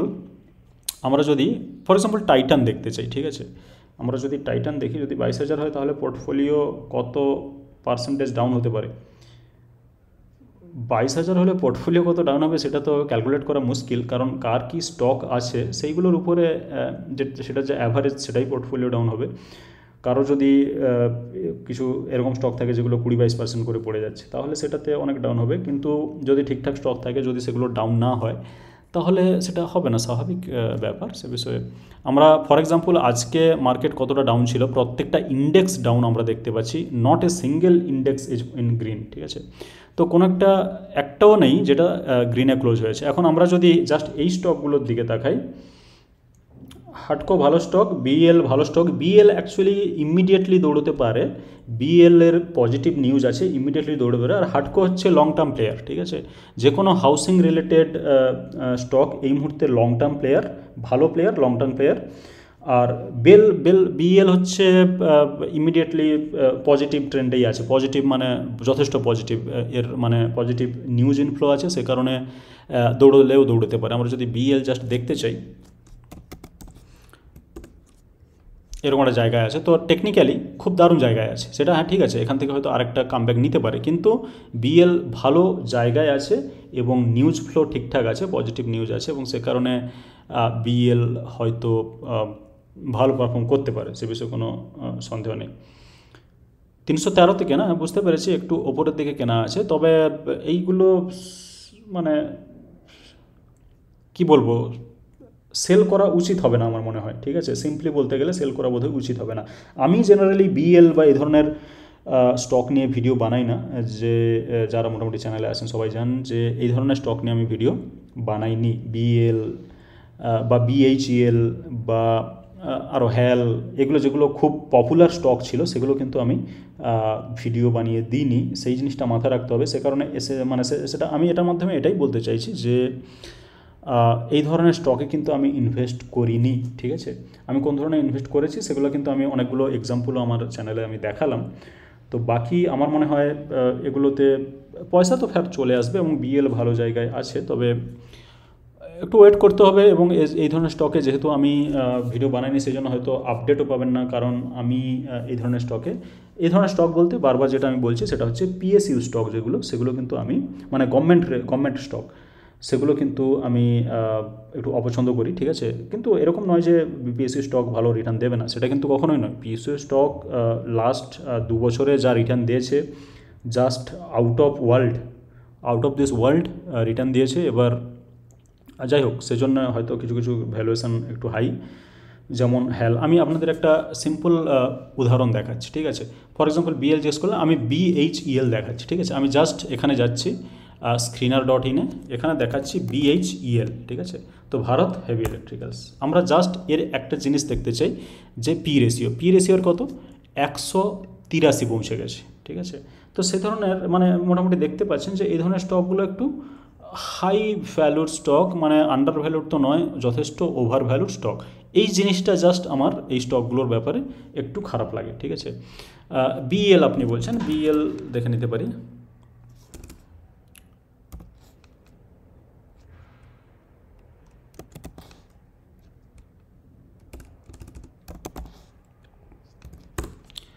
বিএল দেখতে পাচ্ছেন, বিএল কিন্তু যথেষ্ট ঠিকঠাক জায়গায় আছে। 45 হচ্ছে পি, 34 যেখানে আরওসি, 26 হচ্ছে আরওসি। সেই জন্য বলছি বিএল যেটা সেল করা হয়তো ঠিক হবে না। টাটা স্টিল 6 মাস ধরে ঝুলিয়ে রেখেছে। টাটা স্টিলেও আমি কখনো ইনভেস্ট করিনি, বা টাটা স্টিলে আমি কখনো ইনভেস্ট করিনি বা ভিডিও দিইনি। তো টাটা স্টিল জেনারেলি কী হয়, একটা ফর্মুলা বা একটা মানে সূত্র আমি বলে দিচ্ছি। টাটা স্টিল হচ্ছে মেটাল সেক্টরের স্টক, ঠিক আছে। এরকম আরও আছে, অনেকগুলোই আছে সেল, বা এখানে জিন্ডালের অনেকগুলো স্টিল স্টক আছে। বা ইভেন যদি আমরা যেগুলো মাইনিং রিলেটেড যদি আমরা ধরি, তো সেই ধরনের স্টকগুলো কী হবে, জেনারেলি যেগুলো মেটাল সেক্টরের সঙ্গে জড়িত, বা শুধু মেটালের বিজনেস করা বা ট্রেড করা নয়, মেটাল থেকে কিছু প্রোডাক্ট বানানো বা মেটাল রিলেটেড মানে মাইনিং কোম্পানি যেগুলো, এগুলো সব স্টকের ক্ষেত্রেই প্রযোজ্য এই সূত্রটা হচ্ছে যখন ইউএসএতে রেট কাট হবে, ফর এক্সাম্পল আমরা জানি যে রেট কাট প্রায় হতে চলেছে। তো যখন ইউএসএতে রেট কাট হবে মানে ইন্টারেস্ট রেট যখন কমবে, তখন কিন্তু মেটাল সেক্টর দৌড়বে। এটা একটা সিম্পল ফর্মুলা বা সূত্র, ঠিক আছে। তো সে কারণে টাটা স্টিল উঠতে পারে, ঠিক আছে। কিন্তু টাটা স্টিল আমার অনেক মানে মনের কাছের স্টক। এই কারণে নয় যে আমি ইনভেস্ট করেছি, আমি ইনভেস্ট করিনি টাটা স্টিলের একটা গল্প আছে। প্রায় 2018 দিকে আমি টাটা স্টিল কিনেছিলাম, যে প্রাইসে কিনেছিলাম তার থেকে কিন্তু স্টকটা অর্ধেক হয়ে গেছিলো, জাস্ট অর্ধেক। তো সেই অর্ধেকের পরে আমি স্টকটা বিক্রি করিনি, স্বাভাবিক, অর্ধেক হওয়ার পরেও। তো স্টকটা অর্ধেক হওয়ার পরেও কিন্তু 3 গুণ দিয়ে বেরিয়েছে স্টকটা, টাটা স্টিল। এই সেম টাটা স্টিল, আমরা যদি একটু যেতে চাই টাটা স্টিলের স্টকে, তাহলে কিছু ইন্টারেস্টিং জিনিস দেখতে পাবো। সেই কারণে আমি বলি যে মানে লসে বুক করে বেরিয়ে যাওয়াটা একটা খুবই ডিফিকাল্ট জিনিস আর কি। এটা হচ্ছে 5 বছরের চার্ট, এরকম একটা জায়গায় দেখাচ্ছি। এই হচ্ছে 2018 সাল। এখানে এই জায়গাতে প্রাইসটা কত দেখতে পাচ্ছেন, মোটামুটি 66 টাকা, ঠিক আছে। সিম্পল ক্যালকুলেশন দেখুন, এখানে হচ্ছে 66 টাকা, এই জায়গাতে কত, এটা হচ্ছে 25 টাকা, এটা 25 টাকা, এখানে কিন্তু ভালো রকম টাচ করেছে। আমি যদি এই ওপরটাতেও নিই এই জায়গাটায়, তাহলে কিন্তু 33 টাকা। তাহলে এটা 33 টাকা, আর এখানে এটা অ্যাকচুয়ালি আরও ওপরে ছিল 75, যাই হোক আমি 66 যদি ধরি এরকম একটা জায়গায়, তাহলে এরকম একটা জায়গায় যারা কিনেছে তাদের কিন্তু এখানে অর্ধেক হয়ে গেছিলো। অ্যাকচুয়ালি আমিও যেখানে কিনেছিলাম তারপর থেকে অর্ধেক হয়ে গেছিলো টাটা স্টিলের স্টক। খুব বেশি অ্যামাউন্ট ছিল না, তবে টাটা স্টিলের স্টক কিন্তু এরকম একটা জায়গায়, জাস্ট এই সময়টা আমি কাটিয়েছি, এই 17 বা 18 এরকম একটা সময় থেকে এরকম একটা জায়গা পর্যন্ত। অর্ধেক হওয়ার পরে টাটা স্টিল মানে এখানে আমরা দেখলাম যে এই 25 টাকা আমি ছেড়ে দিচ্ছি, আমি আমার প্রাইস অনুযায়ী আমার যতদূর মনে পড়ছে আমি জানি যে সেটা অ্যাকচুয়ালি 3 টাইমস হয়েছিল। যেমন এখানে দেখতে পাচ্ছেন যে এই প্রাইসটা হচ্ছে 64। আমি যদি হয়তো একেবারে না চূড়াইতে কিনিনি, হয়তো দেখা যাবে এই 60-এর কাছাকাছি কিনেছি, ঠিক আছে। তো 60 থেকে 30 আমার স্টক অর্ধেক হয়ে গেছিলো। তারপরে এরকম একটা জায়গা থেকে তাহলে 60 থেকে 3 গুণ হতে গেলে কত লাগবে? 180। তো 180 এই জায়গায় কিন্তু হয়ে গেছে, দেখতে পাচ্ছেন 180 3 গুণ। আমি 3 গুণ ছেড়ে দিলাম। যে স্টক অর্ধেক হয়ে গেছিলো সে স্টক কিন্তু মিনিমাম এখানে 140 150 এই তো হামেশাই দিয়েছে আর কি, 120, মানে ডবল তো হয়েছেই। সুতরাং একটা জিনিস খেয়াল করবেন যে এটা হচ্ছে 2021 সাল, ঠিক আছে, 2021 সালের জুলাই। আর আমি যেখানে হয়তো কিনেছিলাম এরকম 2018-র দিকে, যদি 2018ই ধরি, তাহলে 3 থেকে 4 বছরের মধ্যে 4 বছরের মধ্যে কিন্তু টাটা স্টিল ডবল হয়ে গেছিলো অর্ধেক হওয়ার পরেও। তাহলে কেউ যদি অর্ধেক হওয়ার সময় বিক্রি করে দিত তাহলে কিন্তু তার 4 বছরের টাকাটা ডবল হতো না। আর 4 বছরের টাকা ডবল, সেটা ব্যাংকে 10 বছরের টাকা ডবল হয়। সে কারণে আমার মনে হয় মাচ বেটার যে ডবল 4 বছরে হওয়াটা। 4000 লসে নিয়ে বেরিয়ে গেছি, 45K কিনেছিলাম। লসে নিয়ে বেরোনো একটু ডিফিকাল্ট অ্যাকচুয়ালি। আমি লসে নিয়ে বেরোই না, মানে আনটিল অ্যান্ড আনলেস স্টককে কোনো ধরনের কোনো নেগেটিভ কিছু আছে যেটা হয়তো লং টার্মে স্টকটাকে ড্যামেজ করতে পারে। এছাড়া লস বুক করাটা একটু, মানে আমার মনে হয় এই প্র্যাকটিসটা থাকা বা এই হ্যাবিটটা থাকা খুব একটা ভালো না আমাদের জন্য। যাই হোক, কিছুদিন আগে 170 এসেছিলো, ভেবেছিলাম সেম প্রাইস হয়ে গেলে উল্টো হয়ে গেল। এরকম হবে স্টক মার্কেট, এরকম হবে অনেক সময়। আমরা যেটা ভাবছি তার উল্টোটা হবে, কিন্তু আলটিমেটলি এই মানে টাটা স্টক আমি কেন দেখালাম, আমি মানে এই কমেন্টটা পড়ে সঙ্গে সঙ্গে আমি বললাম যে আমার কিন্তু ছিল এটা অর্ধেক হয়ে গেছিলো, মানে এই 18 থেকে এইরকম একটা 22-এ, মানে এই 20-র দিকে এরকম একটা জায়গা, 19-এও অ্যাকচুয়ালি আমার অর্ধেক হয়ে গেছিলো। তারপরে তো এলো করোনা, যেটা আরও কমিয়ে দিল। তো এরকম একটা জায়গায় অর্ধেক হওয়ার পরেও সেটা কিন্তু 3 গুণ পর্যন্ত গিয়েছে, বা ডবল তো মিনিমাম হয়েছেই 4 বছরের মধ্যে, 3.5 বছরে। 3.5 বছরের ডবল মানে হিউজ প্রফিট স্টক মার্কেট থেকে, ঠিক আছে। তো সে কারণে লস, এই ধরনের স্টাডিগুলো মাথায় রাখলে বা এই ধরনের স্টাডিগুলো জানলে কি হয়, মার্কেটে লসে জাস্ট বুক করে বেরিয়ে যাওয়া একটু হ্যাবিটটা চেঞ্জ হলে ভালো, ঠিক আছে। এনিওয়ে, তবে সেরকম, হ্যাঁ এটা ঠিক আছে, যদি কেউ বিক্রি করে দিয়ে অন্য স্টকে কিনে নেয় তাহলে কিন্তু অন্য স্টক হয়তো সেটা দৌড়ে গেল, তাহলে ঠিক আছে। এবার ভগবানের কৃপায় বিক্রি হয়ে গেলে জীবনেও কিনবো না, এটা অ্যাকচুয়ালি কতটা কার্যকরী সেটা হচ্ছে ব্যাপার। কারণ স্টক তো আমাদের কিনতেই হবে, স্টক মার্কেটে থাকতে গেলে স্টক কিনতে হবে, না হলে আমাদের চলবে কি করে। স্টক কিনতে হবে, ভালো স্টক দেখে কিনতে হবে, এবং মোটামুটি যখন নিচের ঠিকঠাক প্রাইসে আছে তখন কিনতে হবে। টাটা স্টিল কততে কেনা ছিল? 173। 173 টাটা স্টিল কেনা মানে এরকম একটা জায়গায় একেবারে হাইতে কেনা নাকি? 173-এ কেনা মানে একদম হাইতে কেনা যতদূর মনে হচ্ছে, মানে এরকম একটা জায়গা 173, যেটা খুব একটা ভয়ঙ্কর জায়গা। যাই হোক, একটা স্টক কারো কেরিয়ার নষ্ট করতে পারে না বা কারো কেরিয়ার দাঁড় করাতে পারে না, ঠিক আছে। এরকম অনেক স্টক আসবে, অনেক সিচুয়েশান আসবে, এবং সেই সিচুয়েশান অনুযায়ী আমাদের পোর্টফোলিও সেইভাবে পারফর্ম করবে।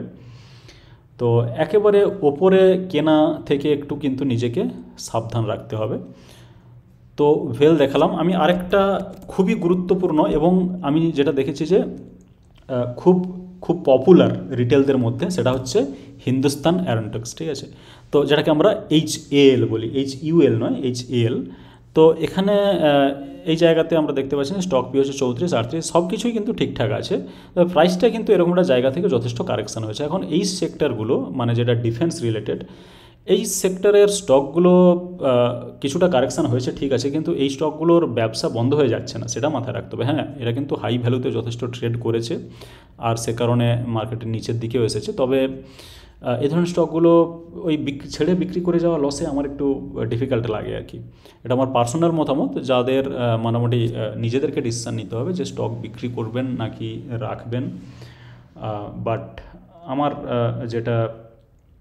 যেটা মনে হয় যে ঠিকঠাক স্টক কিনে যদি সেটা প্রাইস কমেও যায় বা যদি মোটামুটি ভালো রকমই ফল আসে, সেখানে ঘাবড়ানোর খুব একটা কিছু নেই বলে আমার ধারণা, ঠিক আছে।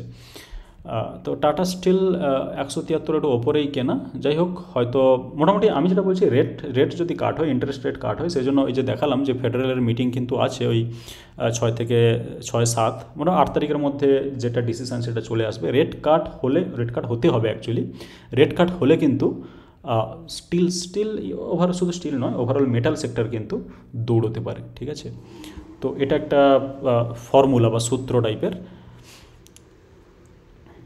তো যেগুলো আমরা যদি টাইটান দেখি, ফর এক্সাম্পল আমরা এখন যদি কিছু রিস্ক ফ্রি বলে মার্কেটে কিছু হয় না, হয়তো লেস রিস্ক বা যেটা মোটামুটি মার্কেটের যেগুলো দিগ্গজ যেটাকে আমরা বলি, বা লার্জ ক্যাপ, এগুলো অ্যাকচুয়ালি আলট্রা লার্জ ক্যাপ, ঠিক আছে। তো ব্লু চিপ যেগুলোকে আমরা বলি, এই এই জায়গায় দেখতে পাচ্ছেন যে টাইটানের মতো স্টক কিন্তু এটা কত ছিল, 3800, প্রায় 3900 ছিল। তো 3900 থেকে কিন্তু এটা নেমে এসেছে 3200-তে। তো এবং এই জায়গাতে একটা ক্লিয়ার সাপোর্ট আমরা দেখতে পাচ্ছি, কিন্তু এইখানে সাপোর্ট নিয়েছে, তারপরে উঠে গেছিলো, আবার সাপোর্ট নিয়েছে, তারপরে আবার উঠে গেছিলো, তারপরে কিন্তু আবার সাপোর্ট নিয়েছে। তো অনেকবার ধরেই স্টকটা সাপোর্ট নিচ্ছে এবং এই জায়গা থেকে স্টক নিচে আসবে কি উপরে আসবে কেউ বলতে পারবে না, কিন্তু এখান থেকে হতে পারে আবার কামব্যাক করবে। তো বড় স্টক যেগুলো টাইটানের মতো এরকম বড় স্টক, সেই স্টকগুলো আমার মনে হয় নিচে এলে অ্যাকুমুলেট করা উচিত। আমি বলবো না যে ওয়ান টাইম টাকা নিয়ে গিয়ে সব কিছু ঢেলে দেওয়া, বাট অ্যাকুমুলেট করা উচিত, যাতে করে একটা অন অ্যান অ্যাভারেজ মোটামুটি ভালো প্রাইসে কেনা হয়ে যায়। আর তারপরে যখন উঠবে তখন তো বিক্রি করার একটা সুযোগ আছেই সবসময়। আরেকটা স্টক যেটা আমি স্পেসিফিক্যালি কথা বলতে চাই, যেটাতে একটা বিরাট রকমের ফল এসেছে রিসেন্টলি, যেটা ওই সেক্টরে কিন্তু অন্যান্যগুলোতে খুব একটা আসেনি, সেটা হচ্ছে ইন্ডাসইন্ড ব্যাঙ্ক। ইন্ডাসইন্ড ব্যাঙ্কের এই জায়গায় ফলটা দেখতে পাচ্ছেন, এটা 1 উইক মানে 5 ইয়ার্সের চার্ট আছে। এই যে ফলটা দেখতে পাচ্ছেন এটা হচ্ছে করোনার ফল, এই জায়গায় দেখতে পাচ্ছেন নিচে 2020, ঠিক আছে। এটা করোনার ফলের পরে এখানে প্রায় 400 টাকা মতো হয়ে গেছিলো। 400 টাকা থেকে এটা কিন্তু 1400 বা 1500 হয়ে গেছে, 1600 হয়েছে। তো 4 গুণ হয়ে গেছিলো 20 থেকে 24-এর মধ্যে, 4 বছরে টাকা হচ্ছে 4 গুণ করেছে। যাই হোক, এখন সমস্যা কী হচ্ছে, এবারে একটু রেজাল্ট খারাপ দেওয়ার কারণে স্টকটার এই জায়গায়, এবার আমি 1 ডে লাগাবো, মানে 6 মান্থ বা 1 ইয়ার চার্জ লাগাবো। এই যে ফল একটা পুরো রেড মানে লাল জলপ্রপাতের মতো নিচের দিকে নেমেছে। তো এই ফলটার কারণ কি? এই ফলটার কারণ হচ্ছে রিসেন্টলি এটা রেজাল্ট কিন্তু একটু বাজে দিয়েছে। আমরা যদি রেজাল্ট দেখতে চাই ইন্ডাসইন্ড ব্যাঙ্কের,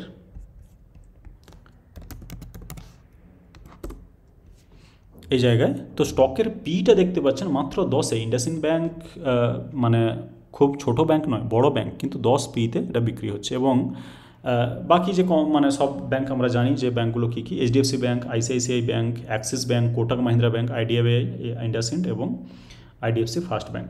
তো এই ব্যাঙ্কগুলোর মধ্যে পি রেশিওটা আমরা দেখতে পাচ্ছি ইন্ডাসইন্ড হচ্ছে 10 পিতে এখানে ট্রেড করছে।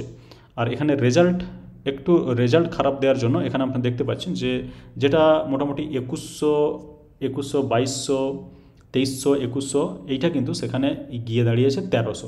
আর এই কারণে কিন্তু স্টকটা হিউজ পরিমাণ ফল হয়েছে রিসেন্টলি। তো সেটা এই জায়গা থেকে আমরা দেখতে পাচ্ছি ক্লিয়ারলি যে কতটা ফল করেছে।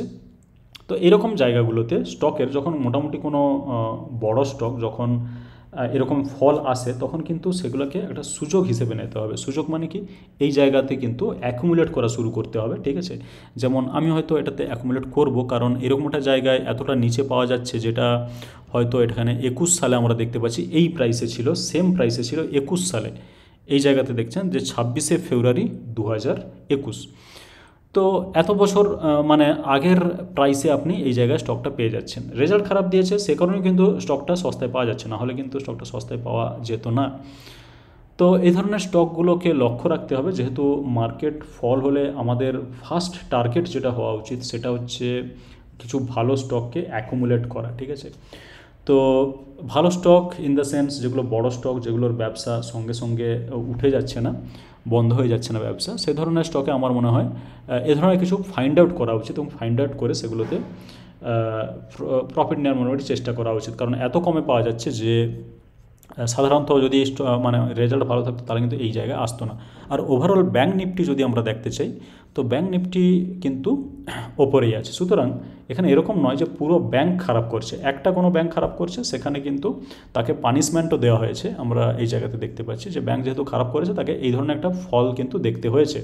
তো ফল দেখলেও কী হবে, আমার মনে হয় স্টকের মধ্যে ভ্যালু আছে এবং ওভার দ্য পিরিয়ড হতে পারে যে এ ধরনের কোনো স্টক কামব্যাক করতে পারে। কারণ এখানে দেখুন 1000-এর কাছাকাছি প্রাইস, 1050 বা এরকম কিছু, সেখান থেকে যদি আবার ব্যাক করে যেখান থেকে পড়েছিল, আমি অল টাইম হাইতে যাওয়ার দরকার নেই, যদি এরকম একটা জায়গাতেও আসে তাহলে কিন্তু 1500 হয়ে যাচ্ছে, মানে প্রায় 50% ইনকাম, এবং 50% যদি 2 বছরে দেয়, মানে 1 বছর তো ছেড়ে দিচ্ছি, যদি 2 বছরও দেয় তাহলেও কিন্তু 2 বছরে 50% মানে যথেষ্ট ভালো প্রফিট, তো সে বিষয়ে কোনো সন্দেহ নেই।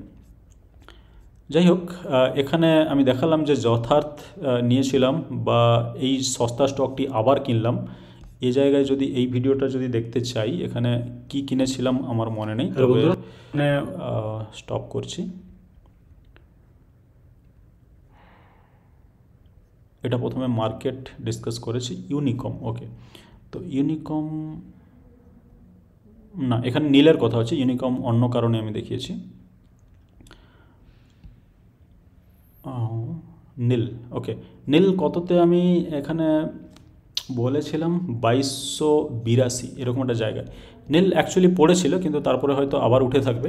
NILE যদি আমরা দেখতে চাই, তো 2200 সেখান থেকে খুব একটা, কিন্তু এখানে এখানে 2500 পর্যন্ত গেছিলো, বা 2500 নয় অ্যাকচুয়ালি 2700 পর্যন্ত, 2750 পর্যন্ত গেছিলো। তারপরে সেটা ব্যাক করে এসে আবার 2300 জায়গায় আছে। যাই হোক, সেটা একটা ভালো রকমের রিটার্ন দিয়েছিল ওই সময়টাতে।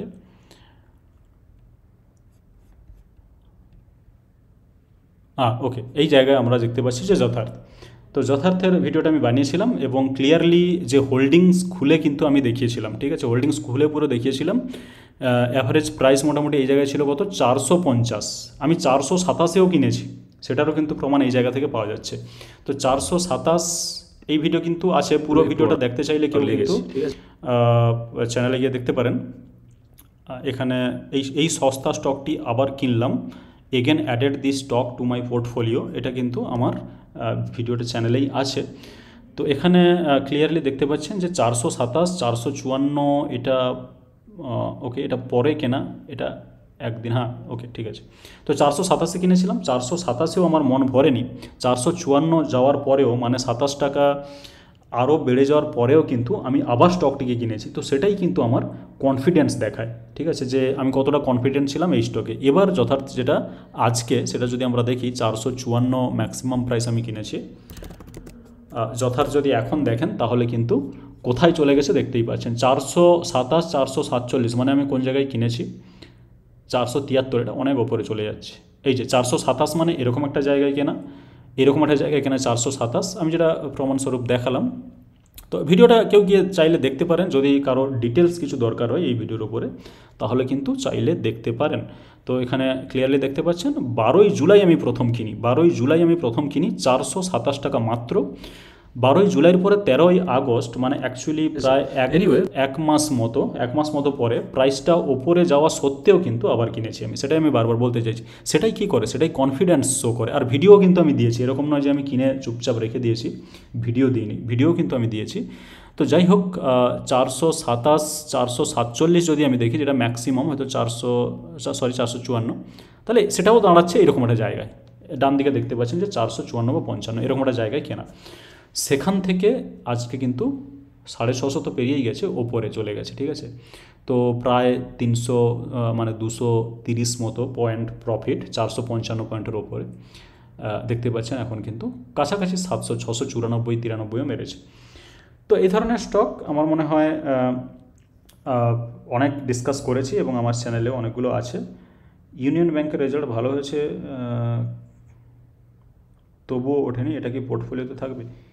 ইউনিয়ন ব্যাংক, আবার বলছি যে যেগুলো PSU ব্যাংক, সেগুলোতে কিন্তু আমি খুব একটা ফোকাস করি না। মানে PSU ব্যাংকের মধ্যে SBI ছাড়া আমি খুব একটা ফোকাস করি না। এবার এরকম নয় যে PSU ব্যাংক খারাপ কিছু, PSU ব্যাংক চলবে এবং আপাতত হয়তো 3-4 বছর হয়তো চলতে পারে। কিন্তু ইউনিয়ন ব্যাংক আমাকে দেখতে হবে। ইউনিয়ন ব্যাংক আমি ফলো করিনি। তো ইউনিয়ন ব্যাংকের যদি রেজাল্ট ভালো থাকে এবং যদি ভ্যালু ঠিকঠাক থাকে, তাহলে আমার মনে হয় সমস্যা না থাকলেও না থাকতে পারে। ইউনিয়ন ব্যাংক কিন্তু যথেষ্ট নিচে পাওয়া যাচ্ছে, যেটা 150 বা 155 এরকম একটা জায়গায় ছিল, সেখান থেকে কিন্তু কমে এসে 116 এরকম জায়গায় আছে এবং পাওয়া যাচ্ছে 116, 115 জায়গায়। ইউনিয়ন ব্যাংক,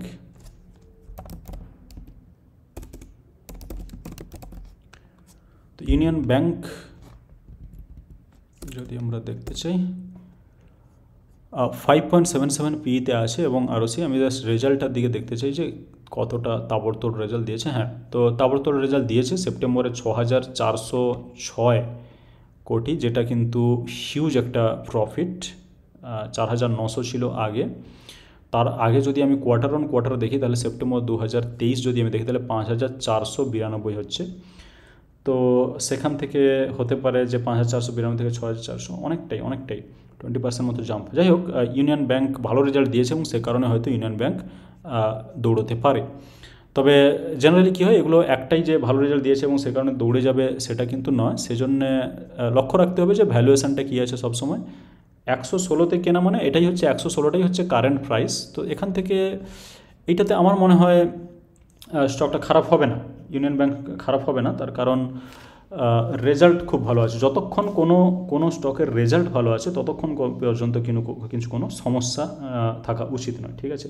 আর জেনারেলি কী হয়, এই ধরনের পিএসইউ ব্যাংক অনেক সস্তা ট্রেড করে, ঠিক আছে, অনেক সস্তা ট্রেড করে। ফর এক্সাম্পল যেটা দেখালাম 5.77 পিতে আছে, ঠিক আছে। সুতরাং সে বিষয়ে কোনো সন্দেহ নেই যে এরকম কোনো স্টক ওভারভ্যালুড হয়ে গেছে বা অনেক ভ্যালু মানে ওভারভ্যালুড স্টক কেনা হয়ে গেছে, সেটা কিন্তু নয়। 116 মানে কারেন্ট প্রাইস, আমার মনে হয় 116 প্রাইস পারফেক্ট আছে এবং ইউনিয়ন ব্যাংকে ঢোকার এটা পারফেক্ট সুযোগ বলে আমি মনে করি, ঠিক আছে। পিএসইউ ব্যাংক দৌড়ালে ইউনিয়ন ব্যাংকও দৌড়াতে বাধ্য, সে বিষয়ে কোনো সন্দেহ নেই।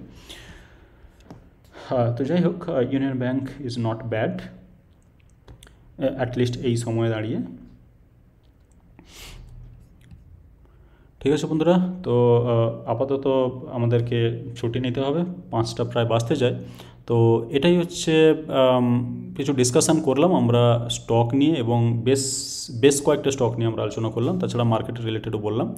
তো আশা করি বন্ধুদের এটা ভালো লেগেছে এবং দেখা যাক পরে কবে করা যায় লাইভ স্ট্রিমিং। জেনারেলি আমি সন্ধ্যেবেলা করার চেষ্টা করব, আজকে কোনো কারণে সেটা পসিবল হয়েছে দিনের বেলা করা, কিন্তু সবসময় দিনের বেলা হওয়া সম্ভব নয়। তো রাতের বেলা করার চেষ্টা করব। কোন টাইম সুইটেবল সেটা বন্ধুরা যদি কমেন্টে জানান তাহলে খুব ভালো হয়। তো স্যাজিলিটি দেখবো আমি ভিডিও বানাই কিনা, তার কারণ জিএমপি যেভাবে এখানে পড়ছে সে কারণে খুব একটা ইন্টারেস্ট থাকবে কিনা সেটা হচ্ছে ব্যাপার।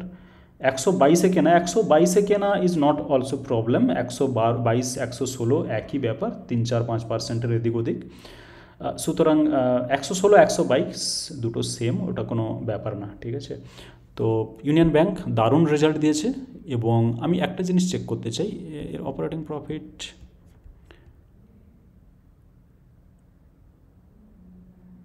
ওকে, ফাইন্যান্সিং প্রফিটটাই